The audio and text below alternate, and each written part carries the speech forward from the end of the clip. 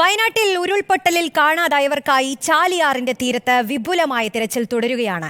ഇരുട്ടുകുത്തിയിൽ നിന്ന് ശരീരഭാഗങ്ങൾ കണ്ടെത്തി. 4 സംഘങ്ങൾ 9 കിലോമീറ്റർ ദൂരത്തിലാണ് തിരച്ചിൽ നടത്തുന്നത്. ദുരന്തബാധിതരുടെ നഷ്ടപ്പെട്ട രേഖകൾ വീണ്ടെടുക്കാനുള്ള പ്രത്യേക ക്യാമ്പ് മേപ്പാടിയിൽ തുടരുകയാണ്.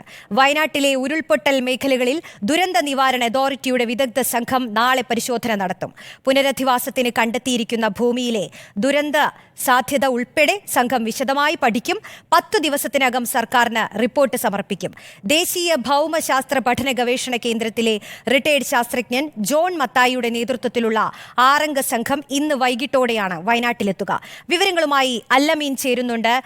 അമീൻ, ഇത്രയും ദിവസമുള്ള തിരച്ചിൽ, പ്രത്യേകിച്ച് ദുരന്തം നടന്നതിന് ശേഷമുള്ള തൊട്ടടുത്തുള്ള ദിവസങ്ങളിലെല്ലാം ഏറ്റവും കൂടുതൽ ഊർജിതമായി തിരച്ചിൽ നടന്നിരുന്ന സ്ഥലങ്ങൾ മുണ്ടക്കൈയും പുഞ്ചിരിമറ്റവും ഈ ചൂരൽമലയും ഒക്കെ തന്നെയായിരുന്നു. ഇപ്പോൾ കൂടുതൽ മൃതദേഹങ്ങൾ കണ്ടെടുക്കുകയാണ് ചാലിയാറിൽ നിന്നൊക്കെ. അതിന് ഇതുവരെയും ഒരു അവസാനം ഉണ്ടായിട്ടില്ല. ഇന്നത്തെ തിരച്ചിൽ എങ്ങനെയാണ്? ഇനി നാളത്തെ ഒരു വിദഗ്ധ സംഘത്തിന്റെ സന്ദർശനവും അവരുടെ ഒരു പഠനവും ഒക്കെ, അതിന്റെ ഒരു ക്രമീകരണങ്ങളൊക്കെ എങ്ങനെയാണ് നടത്തിയിട്ടുള്ളത്?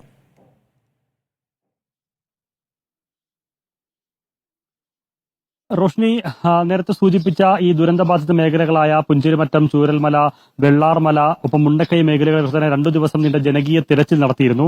അതോടുകൂടി തിരച്ചിൽ ഏതാണ്ട് അവസാനിച്ച മട്ടാണ്. ഇന്ന് സന്നദ്ധ പ്രവർത്തകരുടെ വിരലിലെണ്ണാവുന്ന പ്രവർത്തകർ മാത്രമാണ് ഇന്ന് ഈ മേഖലകളിൽ ഉണ്ടായിരുന്നത്. പക്ഷേ പോലീസിന്റെയും NDRFന്റെയും ഫയർഫോഴ്സിന്റെയും പ്രവർത്തകർ നേരിയ തോതിലുള്ള തിരച്ചിൽ ചില മേഖലകളിൽ നിന്ന് തുടർന്നിരുന്നു. പക്ഷേ ഇന്ന് പ്രധാനമായും ശ്രദ്ധ കേന്ദ്രീകരിച്ചിരുന്നത് ചാലിയാറിന്റെ തീരത്തായിരുന്നു. കാരണം ഈ ദുരന്തത്തിന് പിന്നാലെ ചാലിയാർ പുഴയിൽ നിന്നും ചാലിയാറിന്റെ തീരത്തു നിന്നും നിരവധി മൃതദേഹങ്ങളും ശരീരഭാഗങ്ങളുമാണ് കഴിഞ്ഞ ദിവസങ്ങളിൽ കണ്ടെടുത്തത്. ഇപ്പോഴും അത് തുടരുകയും ചെയ്യുന്നുണ്ട്.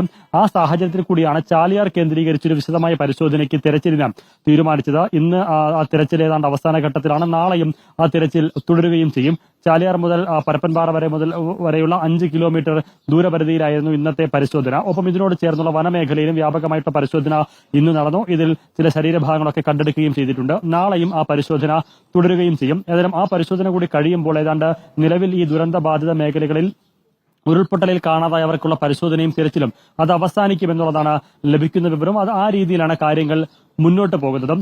ഏതായിരുന്നാലും ഇന്നത്തെ തിരച്ചിൽ എല്ലാ ഭാഗങ്ങളിലും ഏതാണ്ട് അവസാന ഘട്ടത്തിലാണ്.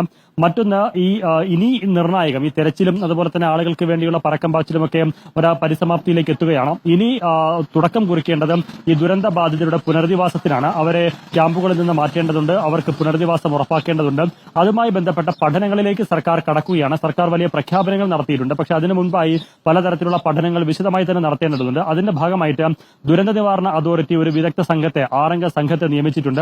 അവർ അല്പസമയത്തിനകം വയനാട് ജില്ലയിലെത്തും. നാളെയായിരിക്കും അവർ ദുരന്തബാധിത മേഖല സന്ദർശിക്കുക. അവരുടെ സന്ദർശനത്തിൽ വരുന്ന പ്രധാനപ്പെട്ട കാര്യങ്ങൾ, ഒന്ന്, എന്തുകൊണ്ട് ഈ ദുരന്തമുണ്ടായി, അതിന്റെ ആഘാതം എത്രത്തോളമുണ്ട് എന്ന് മാത്രമല്ല, ഈ ദുരന്തബാധിത മേഖലകളിൽ ഇനിയൊരു ദുരന്തത്തിന് സാധ്യതയുണ്ടോ, അത്തരം ഇടങ്ങളിൽ ഈ ദുരന്തം ഇപ്പോൾ കടന്നുപോയ പ്രദേശങ്ങൾ, ദുരന്തം ബാക്കിയാക്കി വെച്ചിരിക്കുന്ന ഇടങ്ങളിൽ ഒരു പുനരധിവാസത്തിന് പറ്റുന്ന അന്തരീക്ഷമുണ്ടോ, അത് സാധ്യമാകുമോ എന്നത്, ഒപ്പം ഈ ദുരന്തം ഉണ്ടായതിന്റെ നിശ്ചിത ദൂരപരിധിയിലുള്ള കുടുംബാംഗങ്ങളെ മാറ്റിപ്പാർപ്പിക്കേണ്ടതുണ്ടോ എന്നതടക്കമുള്ള കാര്യങ്ങൾ അവർ പരിശോധിക്കും. അതോടൊപ്പം ഇവരെ നിലവിൽ ദുരന്തത്തിന് ഇരകളായവരെ മേപ്പാടി പഞ്ചായത്തിൽ തന്നെ ഒരു ടൗൺഷിപ്പ് നിർമ്മിച്ച് അവിടെ മാറ്റി സ്ഥാപിക്കാനും പുനരധിവസിപ്പിക്കാനാണ് സർക്കാർ ആലോചിക്കുന്നത്.